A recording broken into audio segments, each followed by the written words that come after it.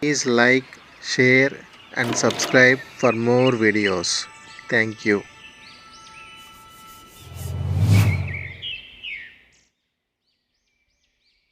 What's up everyone, Grandmaster Dejan Boshko here with the last video of our series about how to make the best out of your pieces.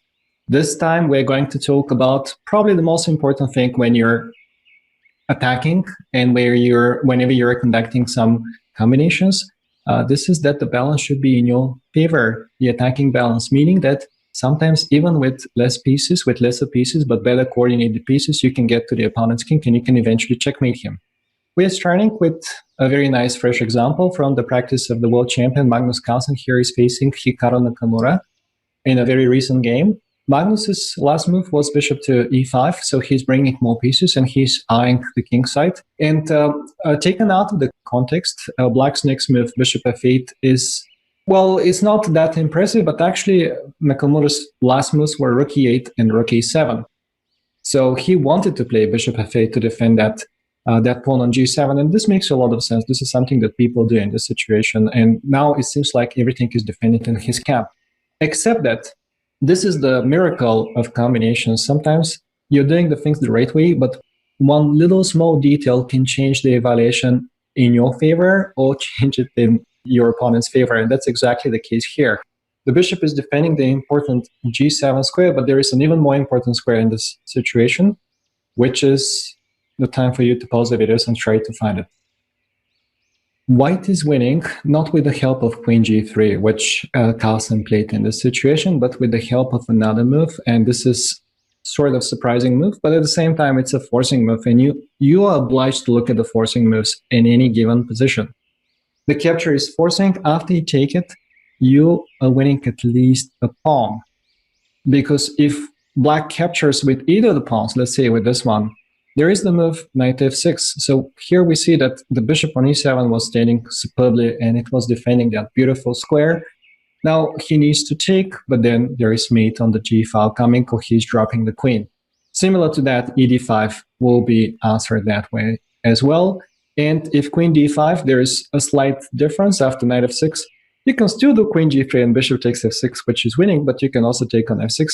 And the problems are always happening on this square on f6. Finally, the best defense for Black would have been, instead of taking on d5 with either the pawns or the queen, to take with the knight and to keep an eye on that f6 square. But then after rook takes e6, White is winning a healthy pawn and he has all the chances of winning the game.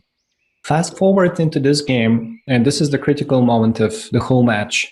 Magnus went for knight b3 as his knight was hanging, and this is the most obvious move, and after knight a4, he played bishop f7, then he blundered with the following idea. Okay, so this is normal, it was a blitz game, so you shouldn't be surprised that even the world champion can blunder.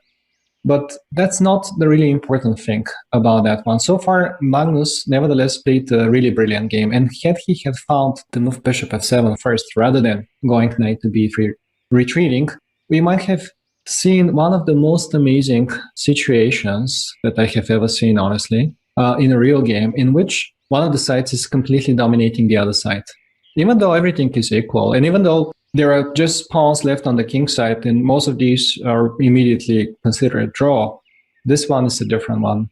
As I told you, everything depends on who has the better coordination, as this is multiplying the effect of your pieces. It's like using leverage. You can lift even bigger weight by using the leverage. And this is exactly what we see in this situation. The white piece is so close to the enemy king, and they're so nicely coordinated, they're so nicely cooperating that White is completely winning. His threat is very simple. Step back with the bishop, then go knight to d7 and hunt this king until you meet him. The problem for Black is that his knights and his queen is sort of stuck there, but at the same time the knights are vulnerable. You cannot move the queen too far away, as he might drop one of the knights, but also bishop b3 is still an option that we were talking about. And he also cannot bring the knights closer fast enough to save his king. If knight c3, which makes a lot of sense, and knight e2 followed by knight e4, the problem would be that there is queen e4 coming with the tempo. Give me the knight, he can defend it, but ultimately the bishop will make a move, and knight f7 will happen no matter what. So that's one of those cases in which the white attackers are clearly outnumbering the Black defenders, and even though so far there were no tricky moves, no beautiful sacrifices. White is slowly mounting the pressure good enough to force resignation. And here is an extreme example of a game of mine, which I played against the German master Postov. I have the white pieces and I knew that I was winning in this situation, so there are a lot of good moves. But the way that I have chosen wasn't the best one, even though it looks very logical, knight c2, and it's not a bad one actually, it is still winning. I wasted too much time, and because of that, he got an unexpected chance.